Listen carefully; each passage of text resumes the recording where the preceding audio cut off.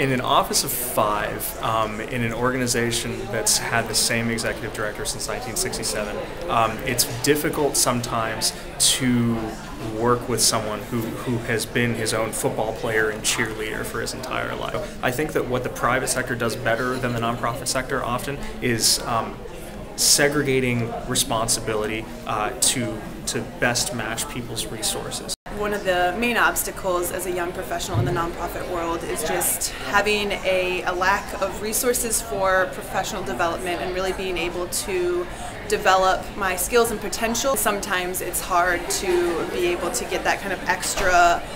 education, extra development, extra mentorship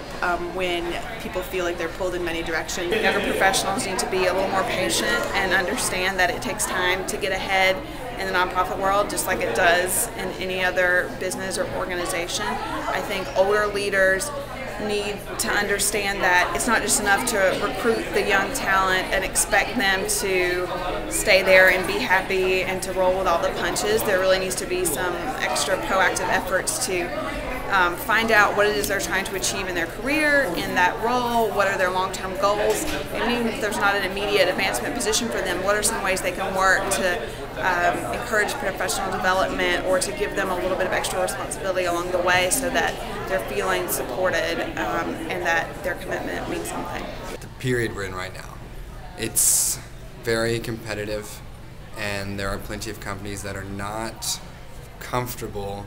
investing in an employee for an entire year. The nonprofit sector definitely doesn't appeal to me because of the money. It definitely doesn't appeal to me because of the career mobility, but there's certain things that I'm really interested in, and basically that comes down to motivation.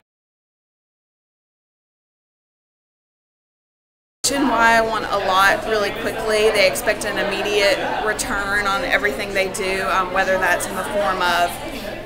encouragement or feedback from supervisors, whether it means that they want just to see results really quickly and aren't interested in longer term projects. Now, because of our social media behaviors permeating really how we work, how our society works, you have an entire generation of people who want to be in on that. A lot of Generation Yers are inclusive and want the different perspectives, but also know that leadership is not just a singular hammer down style, but that it's largely collaborative, and that approach sometimes may be slower or may not be the traditional models. There's this notion that Generation Y, or my generation, is very nomadic, is going to leave after a year or two, and I think that to one degree that is true. I think that we are much more mobile than future or past generations, but at the same time, I think that when nonprofits and organizations don't invest in their young professionals, their young leadership, then they will be more prone to lose them. And Gen Y is sometimes, not always, less interested in a particular cause or being completely wedded to that cause as much as knowing they're making a difference. And so again, finding ways to show them, for the baby boomers, finding ways to show them not only you're feeding more people, but this is exactly how your contributions are going towards fueling our mission, and we're really excited to have you here and helping them find more ways to connect